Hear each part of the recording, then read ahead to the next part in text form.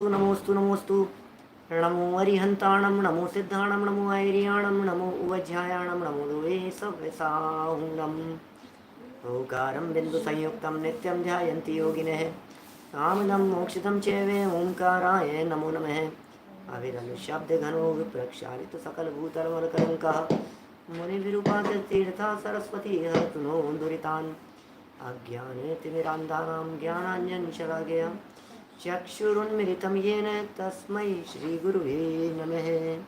श्रीपरमगुरुवे नमः। परम्पराचार्यगुरुवे नमः। सकलकलुषविध्वंसकं श्रेयसां परिवर्धकं धर्मसम्बन्धकं भव्यजीवमनः प्रतिबोधकारकं पुण्यप्रकाशकं पापप्रणाशकमिदं शास्त्रं श्रीसंयमप्रकाशनामधेयम् अस्य मूलग्रन्थकर्तारः श्री सर्वज्ञदेवान्तर्ग्रन्थकर्तारः श्री गणधरदेवा प्रतिगणधरदेवा तेषां वचनानुसारम् आसाद्य आचार्य श्री कुन्दकुन्दाम्नाय आचार्य सूर्यसागरेण विरचितं श्रोतारः सावधानतया शृण्वन्तु। मङ्गलं भगवान् वीरो मङ्गलं गौतमो वणि मङ्गलं कुन्दकुन्दाद्यो जैनधर्मोऽस्तु मङ्गलं सर्वमङ्गलमाङ्गल्यं सर्वकल्याणकारिकं प्रदानं सर्वधर्माणां जैनं जयतु शासनं जैनं जयतु शासनं जैनं जयतु शासनम। संयम प्रकाश नाम का ये ग्रंथ है आचार्य सूर्य सागर जी की अनुपम रचना, बड़ी सुंदर रचना है। और यहाँ समय सार की 100 नंबर की गाथा को आधार बना करके चर्चा चल रही थी। बड़ी सुंदर प्रकरण कल ये कहा कि यह जीव घटपटादिक का कर्ता नहीं है, और घटपटादिक का कर्ता तो है ही नहीं, अपने विकारी भावों का भी कर्ता नहीं है। विकारी भावों का कर्ता कहना, जो विकारी भावों का कर्ता कहा गया वह अशुद्ध निश्चय से कहा गया है, और जो परद्रव्य का कर्ता कहा गया है वो व्यवहार नय से कहा गया है। और परमार्थतः यदि देखा जाए तो यह जीव किसी का भी कर्ता नहीं है। शुद्ध निश्चय नय से तो यह आत्मा अकर्ता ही है। और ऐसे अकर्तापन को सिद्ध करने के लिए समय सार की 14 नंबर की गाथा को यहाँ प्रस्तुत किया। 91 नंबर पेज, समय सार की 14 नंबर की गाथा। कल इस गाथा को बेस बना करके हमने चर्चा आपके बीच में की थी। इस आत्म तत्व को समझाने के लिए शास्त्रों में जिनागम में आचार्यों ने 5 विशेषण दिए हैं: अबद्ध, स्पष्ट, अनन्य, नियत, अविशेष और असंयुक्त। ये 5 विशेषण यहाँ इस भगवान आत्मा को समझाने के लिए या उसके शुद्ध स्वभाव को समझाने के लिए जिनागम में दिए गए हैं। देखिए 91 पेज पर 2nd पैराग्राफ से हम चर्चा को आगे बढ़ाएंगे। ये बात क्या कहना चाहते हैं आगे। 91 नंबर पेज। इस प्रकार संसार अवस्था में जीव की अनेक प्रकार की पर्यायें होती हैं। संसार अवस्था में इस जीव की अनेक प्रकार की पर्यायें होती हैं। कर्म के उदय के निमित्त से उन अवस्थाओं को यह मोह के निमित्त से अपनी खास अवस्था मान लेता है। तो समस्या क्या है वास्तव में? जैन सिद्धांत समझा रहे हैं, जैन सिद्धांत सिखा रहे हैं, धर्म को समझा रहे हैं, धर्म का मर्म समझा रहे हैं, सूक्ष्मता में ले जा करके एक एक बात को बतलाने का प्रयत्न कर रहे हैं कि वास्तव में वस्तु स्थिति क्या है। एक बार समझने की चेष्टा तो करो, कौन किसका करता है और कौन किसका करता नहीं है। इस बात को यहाँ समझा रहे हैं। और कितना सरल शब्दों में ये बात कह दी है कि कर्म के उदय के निमित्त से अनेक अवस्थाएं होती है। माने इस जीव की जितनी जगत में अवस्थाएं दिखाई देती है वे सारी की सारी अवस्थाएं कर्म के उदय के निमित्त से होती हुई दिखाई देती है। और जितनी अवस्थाएं कर्म के उदय के निमित्त से हो रही है उन सर्व अवस्थाओं में ये जीव करता है मोह। और मोह के कारण ऐसा कहता है कि ये जो अवस्था हो रही है, ये अवस्था मेरी है, ये अवस्था अपनी है, और मैं ही तो इसका करता हूँ और मैं ही तो इसका भोगता हूँ, ये सब मेरी ही तो अवस्था हो रही है। ख्याल में आई क्या बात कहना चाह रहे हैं? प्रकरण क्या चल रहा है, बात क्या चल रही है? क्या 91 नंबर पेज पर अवनीश भाई नीचे वाला पैराग्राफ है। इस प्रकार संसार अवस्था में जीव की अनेक प्रकार की पर्यायें होती हैं। कौन सी अनेक प्रकार की पर्यायें होती है? जैसी ऊपर बतलाई गई वैसी अनेक प्रकार की पर्यायें होती है। मैं मानव हूँ, मैं पशु हूँ, मैं धनवान हूँ, नहीं मैं तो बहुत गरीब हो गया। क्या कितनी तरह की बातें आती है।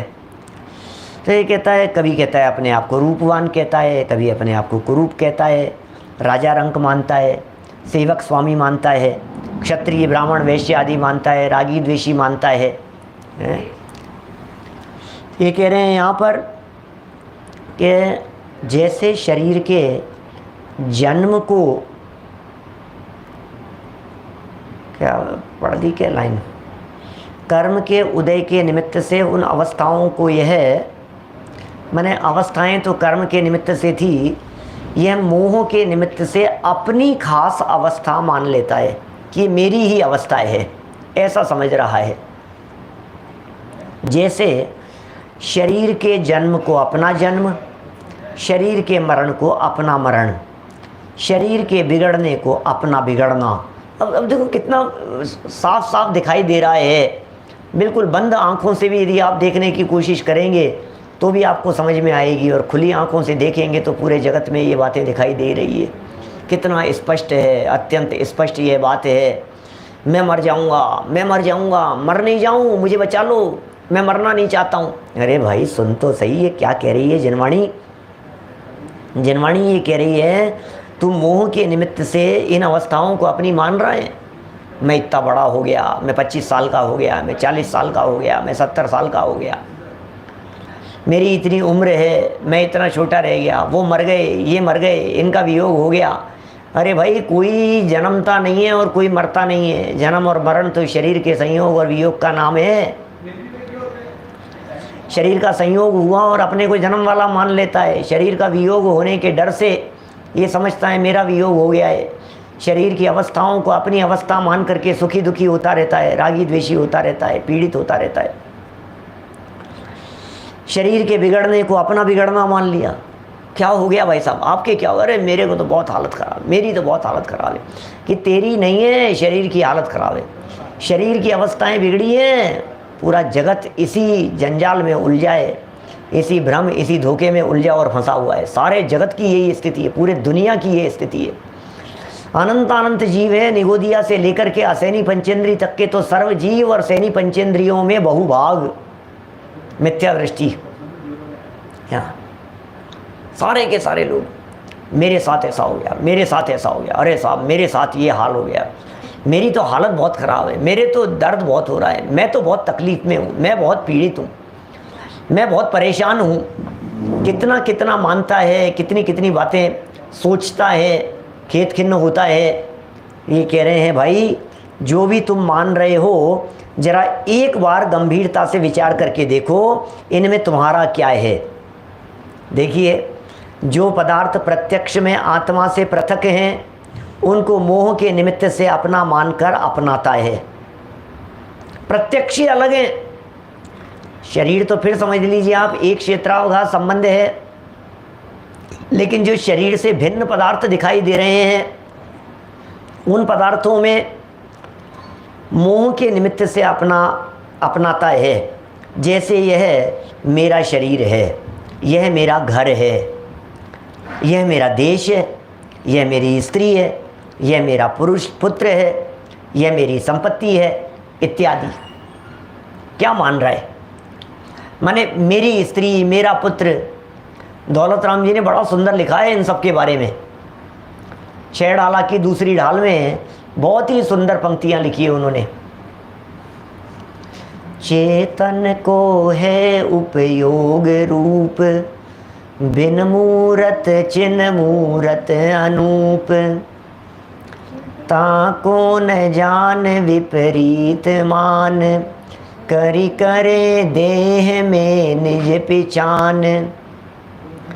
मैं सुखी दुखी मैं रंक राव, मेरे धन ग्रह गोधन प्रभाव, मेरे सुततीय में सबल दीन, बेरूप सुभग मूरख प्रवीण, तन उपजत अपनी उपज जान, तन नशत आप को नाश मान।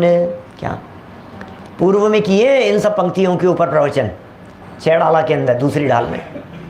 समझाने की ज़रूरत नहीं है, यहाँ ज़्यादा अर्थ करने की ज़रूरत नहीं है, लेकिन बहुत स्पष्ट है भाई साहब।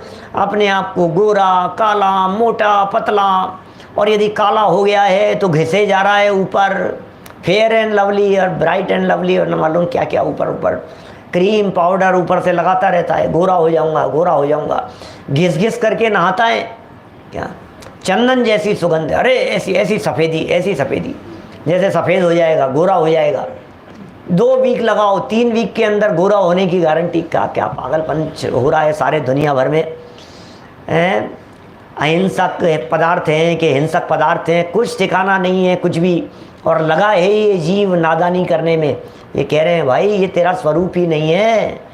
जैसे तू गोरा कहता है, जैसे तू काला कहता है, जैसे तू अपना कहता है, जैसे तू मोटा पतला कहता है, क्या प्लास्टिक सर्जरी तक करा लेता है भाई साहब।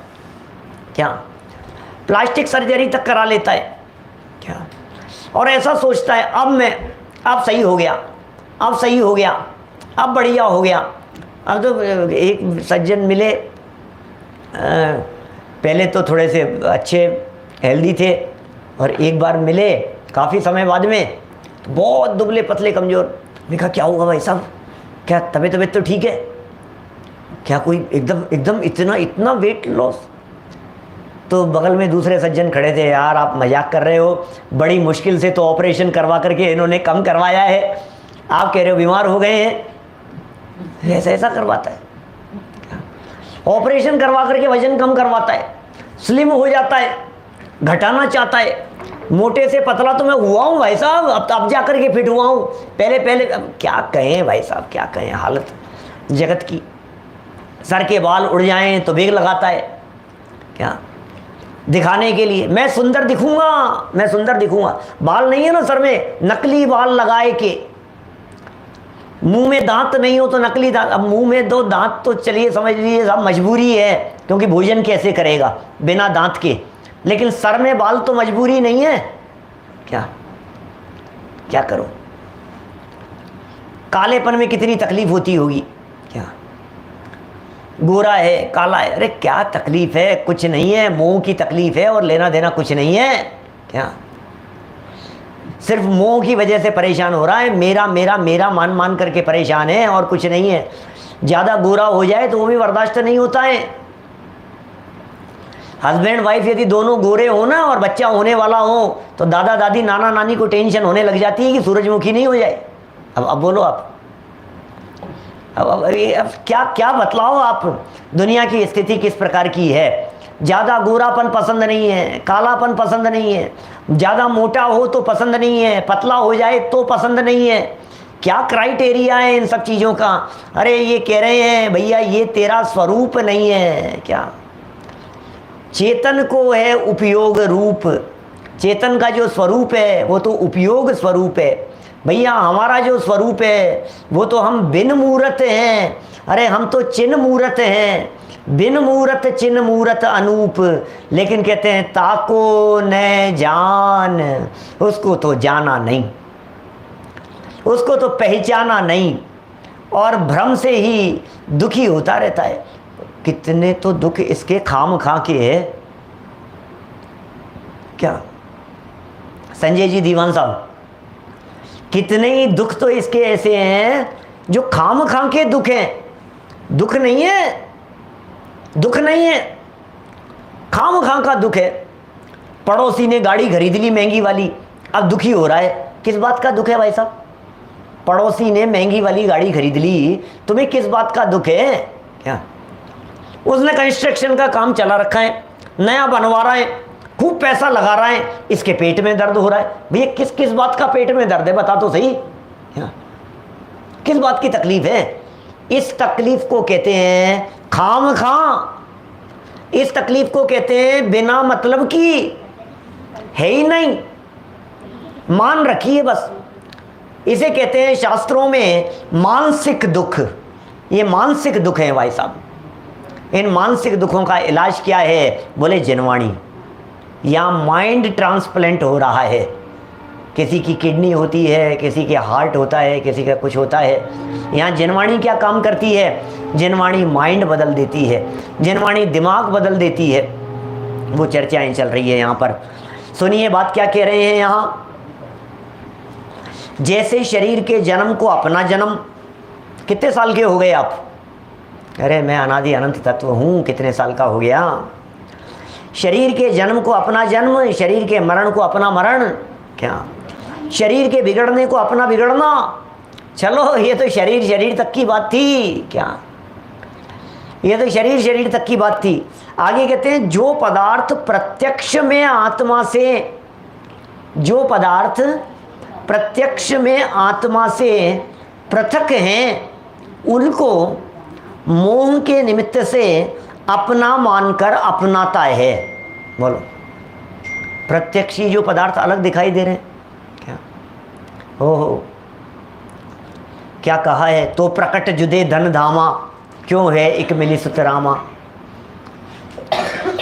जल पे जो जिय तन मेला, पे भिन्न भिन्न नहीं भेला। तो प्रकट जुदे धन धामा, क्यों है एक मिली सुतरामा। जल पे जो जिय तन मेला, पे भिन्न भिन्न, अरे भिन्न भिन्न है नहीं भेला। दिन में चलती है बारे भावना की चर्चा। देखो क्या कह रहे हैं यहाँ।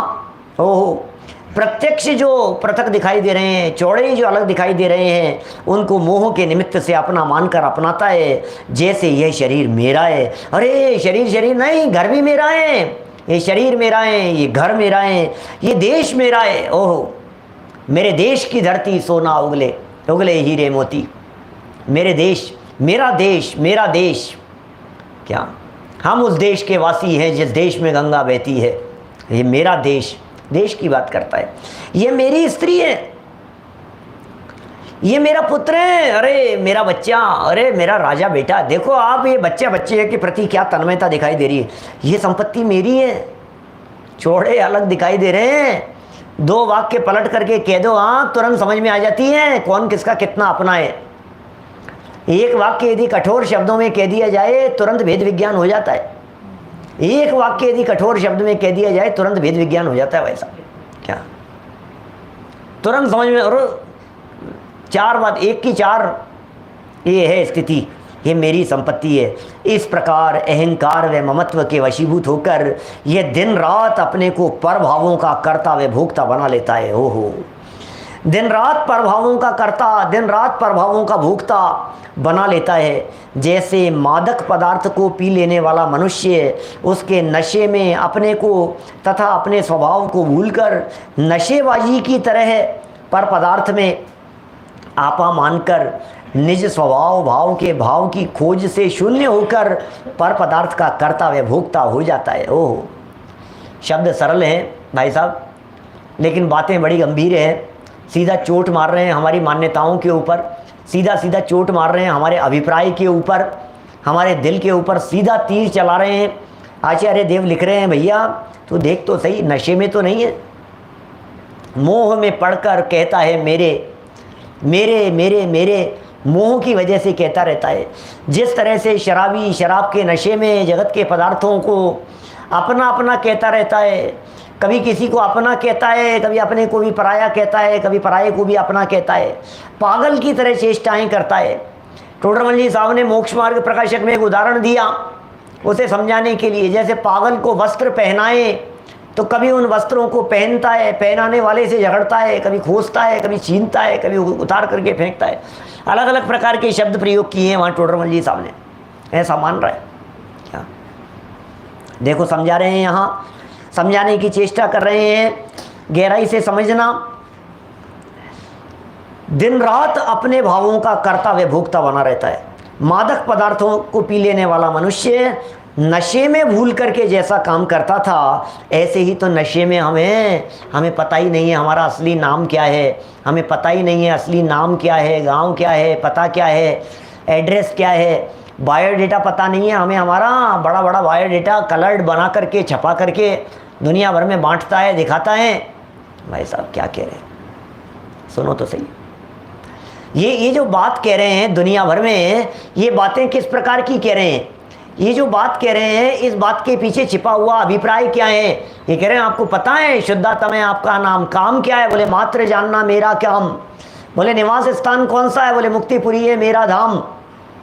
बोले करते क्या हो? बोले है क्या वे, कैसी व्यवस्था है वहाँ मिलता है जहाँ पूर्ण विश्राम कि खाना पीना? बोले जहाँ भूख का नाम नहीं है, प्यास का काम नहीं है, खांसी और जुकाम नहीं है, आदि व्याधि का नाम नहीं। क्या क्या गजब का चित्रण किया है, पूरा कच्चा चिट्ठा खींच दिया है दादा ने छोटे से बच्चों की कविताओं के अंदर।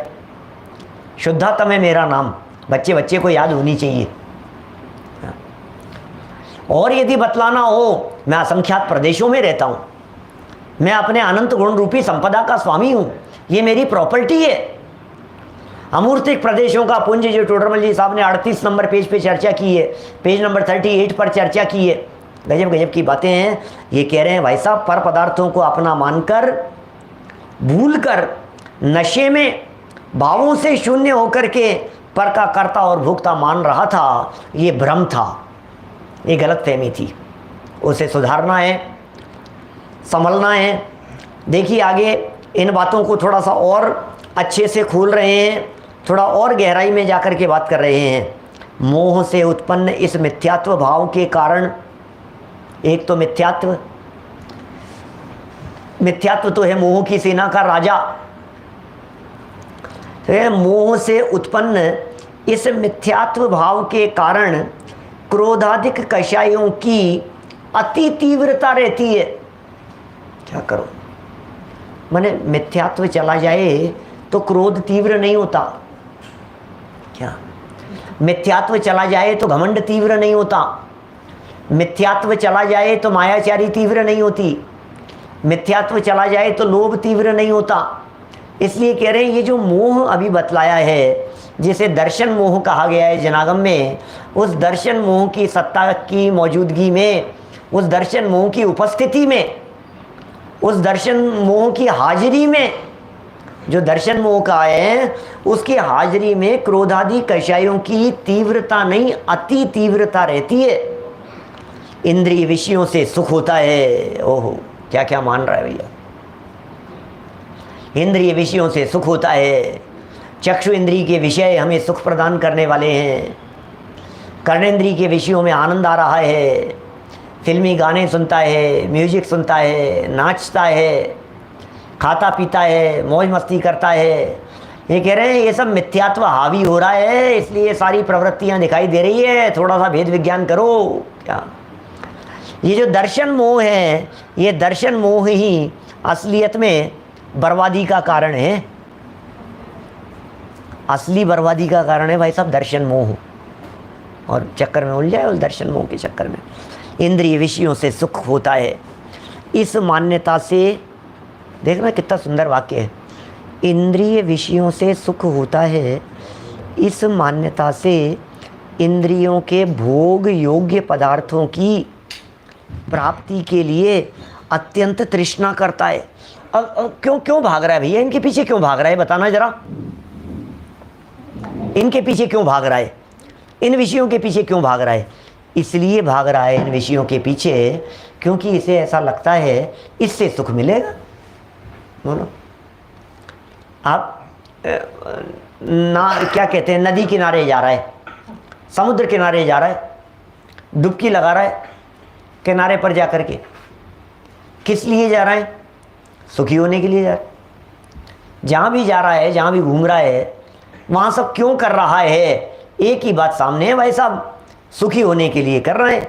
तो इस मान्यता से कि इंद्रिय विषयों से सुख होता है, क्या 92 नंबर पेज की पहली लाइन है, इंद्रिय विषयों से सुख होता है, इस मान्यता से इंद्रियों के भोग योग्य पदार्थों की प्राप्ति के लिए, क्या, इंद्रियों के भोग योग्य पदार्थों की प्राप्ति के लिए अत्यंत तृष्णा करता है। ओहो हो, भोग योग्य पदार्थों की प्राप्ति के लिए अत्यंत तृष्णा करता है।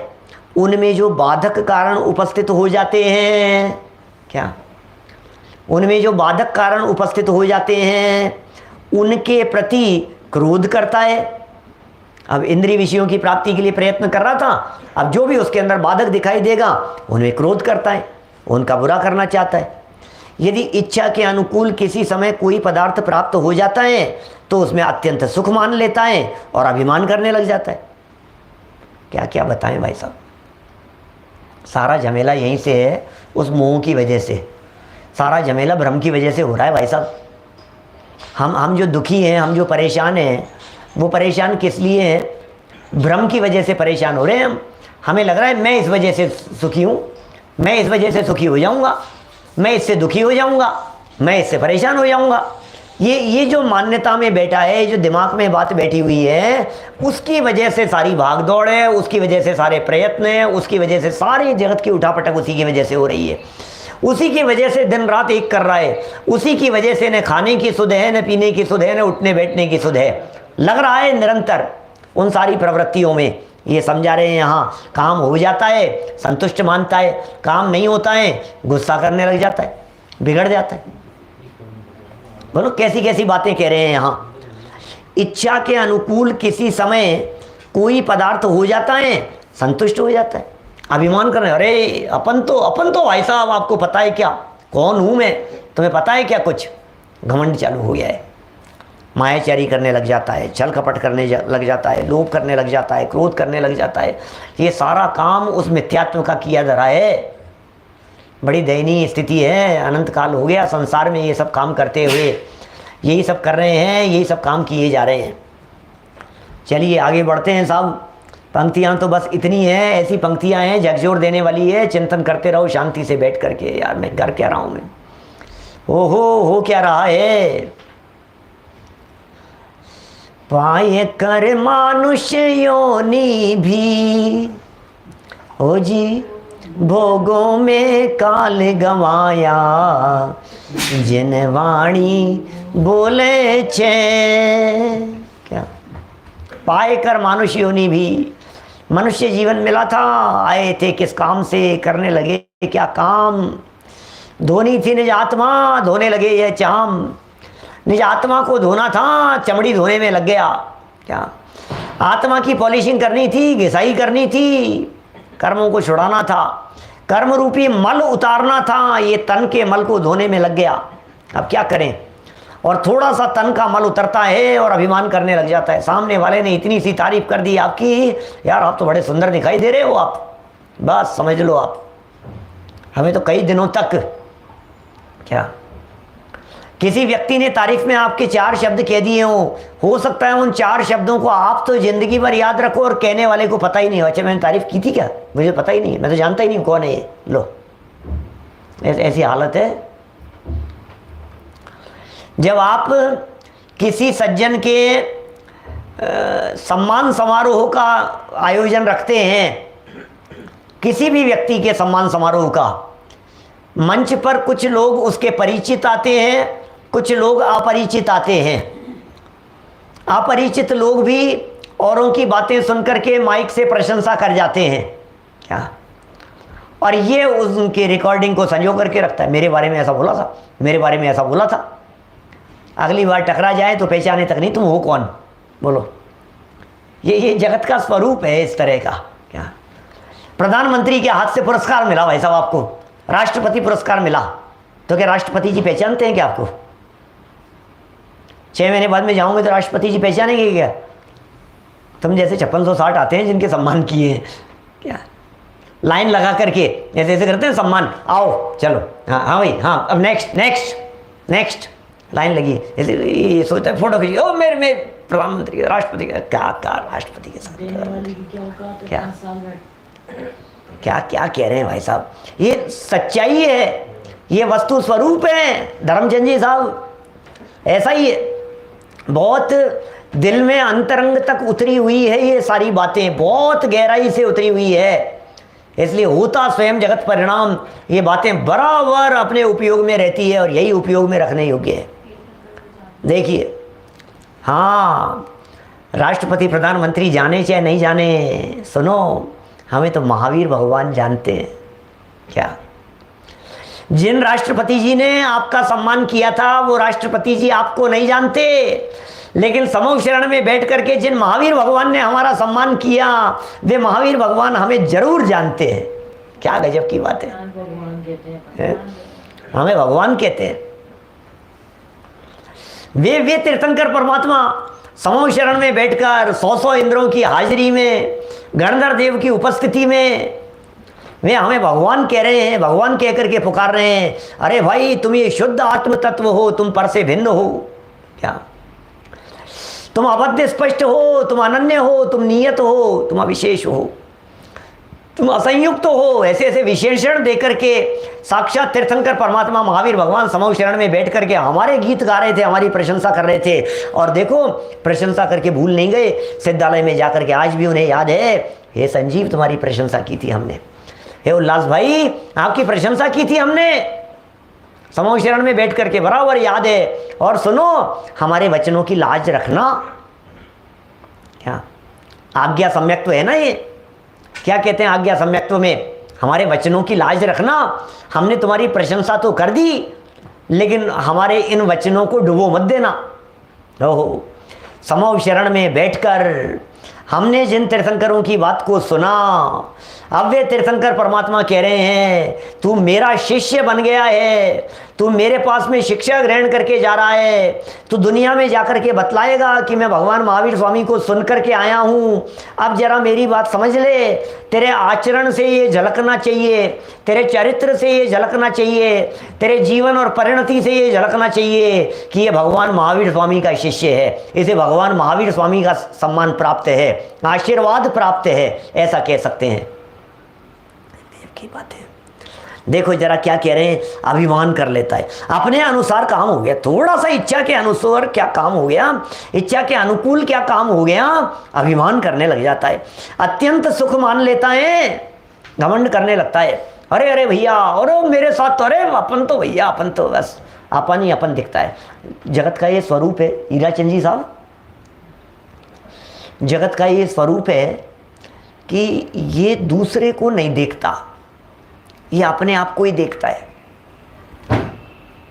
बहुत बहुत प्रैक्टिकल कह रहा हूं, आप जिस भी फील्ड में होंगे ना, जिस भी फील्ड में हो, देखो अभी बहुत प्रैक्टिकल करा दूंगा मैं आपको 2 मिनट में। आप यदि चार्टेड अकाउंटेंट हैं, आप यदि डॉक्टर हैं, आप यदि इंजीनियर हैं, सॉफ्टवेयर इंजीनियर हैं, किसी भी फील्ड में हैं आप, आपके सामने जब कभी किसी दूसरे सॉफ्टवेयर इंजीनियर की प्रशंसा की जाती है तो आपको कैसा लगता है, आप क्या फील करते हैं? बोलो रिंकेश जी, आपके सामने कहे यार ये तो वो जबरदस्त है, यार क्या बात कर रहा है, ओ भाई, भले ही शब्दों में कुछ नहीं कहें, अंदर में फील तो होता है वकील साहब। क्या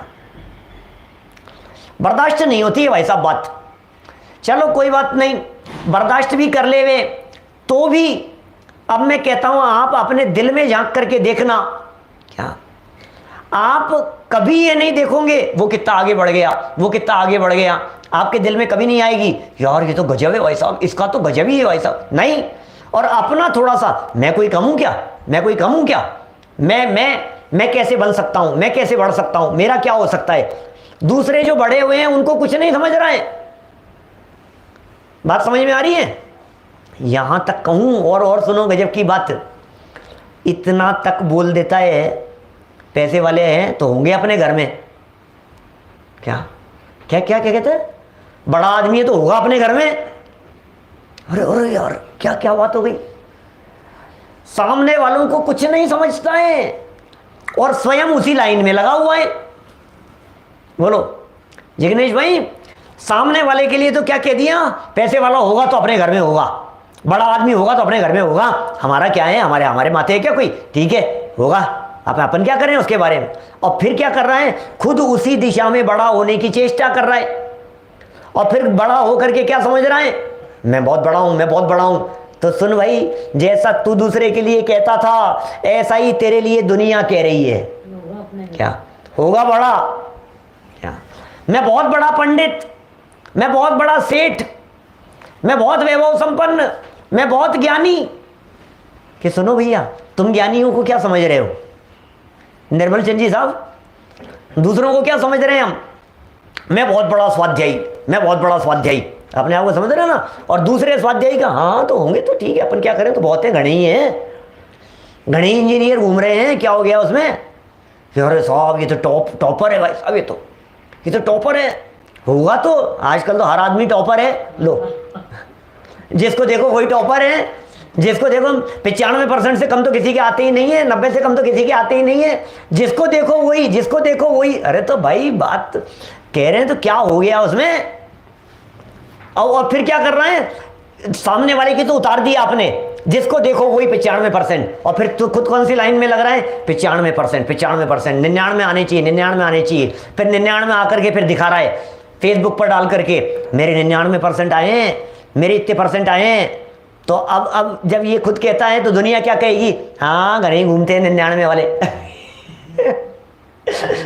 मतलब ये क्या जगत का स्वरूप है, ये समझ में नहीं आ रही है जगत की स्थिति, दुनिया की स्थिति क्या है, और लगा है उसी लाइन में अंधाधुन, उसी लाइन में लगा हुआ है, दूसरों को कुछ नहीं समझता है और खुद उसी लाइन में लग करके अपने आप को बड़ा समझता है। भैया दुनिया भी तुझे कुछ नहीं समझ रही है, क्या कह रहे हैं, मोह है, मोह, मिथ्यात्व हावी है, ऊपर प्रेशर है मिथ्यात्व का, ये समझा रहे हैं यहाँ पर, बहुत प्रैक्टिकल है भाई साहब, ये जैन दर्शन, ये जैन शासन, दुनिया देखी है, सबने देखी होगी, धूप में बाल सफ़ेद नहीं किए हैं लोग ऐसा कहते हैं, लेकिन भाई अनुभव करो इन सब बातों का, कौन किसको पूछता है, हर आदमी एक दूसरे की टांग खींचने में लगा है, सब एक दूसरे से जलने में लगे हुए हैं, किसी को कोई सुहाता नहीं है।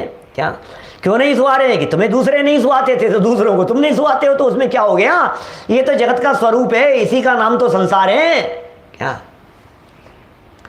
ये संसारी इसी का नाम है, ये संसार का स्वरूप बतला रहे हैं। देखिए आगे बढ़ता हूं, इस प्रकार दर्शन मोह और अनंतानुबंधी कषाय के द्वारा मिथ्यात्वी जीव संसार वर्धक घोर कर्म बंध करता है।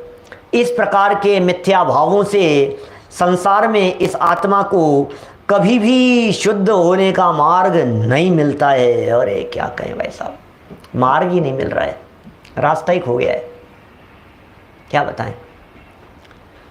मार्ग नहीं मिल रहा है, इसलिए मार्ग नहीं मिल रहा है क्योंकि इसने गलत रास्ता पकड़ लिया है, मोह तीव्र है, रास्ता गलत पकड़ रखा है। दर्शन मोह और अनंतानुबंधी कषाय के द्वारा, ये दो पावरफुल चीजें थी, एक का नाम था दर्शन मोह, दूसरे का नाम था अनंतानुबंधी। इनके द्वारा, इन कषायों के द्वारा मिथ्यात्वी जीव संसार वर्धक घोर कर्म बांधता है, घोर कर्म बांधे जा रहा है, घोर कर्म बांधे जा रहा है, संसार वर्धक कर्मों को बांधे जा रहा है, बंद करता है। इस प्रकार के मिथ्या भावों से संसार में इस आत्मा को कभी भी शुद्ध होने का मार्ग नहीं मिलता। ये मिथ्या भाव है, छोड़ो।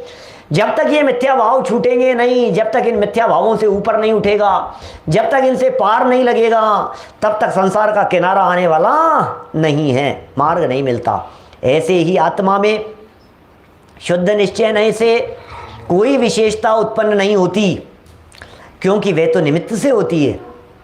क्या जो भी आत्मा में अवस्थाएं उत्पन्न होती है, ये सारी अवस्थाएं तो निमित्त से होती हैं।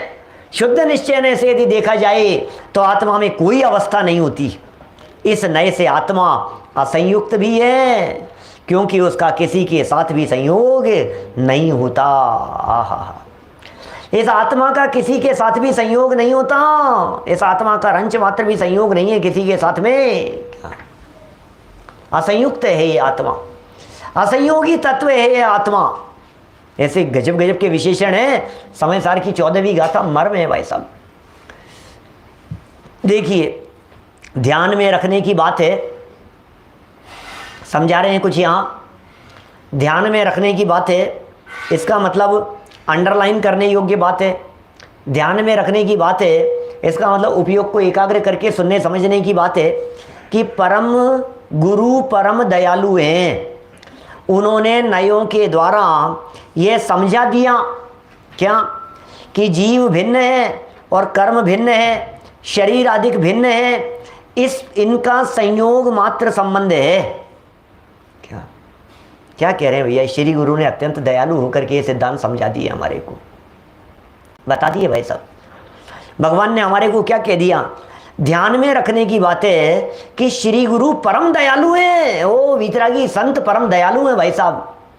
हो दयालु उपदेश करे गुरु बारे है भावन को, मंगत राज्य की 12 भावनाओं का पहला छंद है। श्री गुरु दयालु होकर के क्या, श्री गुरु कहे सहज का धंधा, ये सहज का धंधा है। श्री गुरु बतला रहे हैं ये मार्ग अत्यंत सरल है। तेरी उपयोग परिणति खा जावे गुलाट रे। क्या इसके पहले वाली लाइन है जिसमें ये बात कही है क्या? श्री गुरु ने बतलाया, गुरु ने बताया मार्ग सीधा वे सपाट रे। सुनना, बड़ा बड़ी गजब की लाइनें हैं। गुरु ने बताया मार्ग सीधा वे सपाट रे, तेरी उपयोग परिणति खा जावे गुलाट रे। इसी रास्ते से होगा हो, इसी रास्ते से होगा शिवपुर जाना, निज पद पाना। क्या क्या भाई साहब? गुरु ने बताया मार्ग अत्यंत सीधा मार्ग है, सरल मार्ग है। न करना न धरना, मगन रहना, अलिप्त रहो, अकर्ता रहो, ज्ञाता रहो, सहज रहो। कितना सरल मार्ग है। सारा वजन उतार दिया माथे से, टेंशन उतार दी, घबराहट मिट जावे, आकुलता मिट जावे, टेंशन मिट जावे। ऐसा ऐसे गजब गजब की बातें हैं भाई साहब। श्री गुरु ने ये बातें हमारे को सिखा दी है। गुरु ने बताया मार्ग सीधा वे सपाट रे। लेकिन सुनते सुनते क्या होता है? समझ लिया, सुन लिया, शास्त्र में सुन लिया, प्रवचन में सुन लिया। गुरु ने बताया मार्ग सीधा वे सपाट रे, तेरी उपयोग परिणति खा जावे गुलाट। जानते हैं कल्ला मुड़ी क्या कहते हैं? गुलाम पाटी, गुलाम पाटी, क्या जो भी कहो तुम, जो शब्द आप लोगों को देना हो।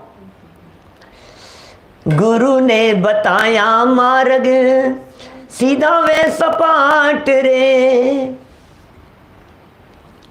तेरी उपयोग परिणति खा जावे गुलाट। पलाट, पलटी मार जाती है, उपयोग पलट जाता है, क्या कहें।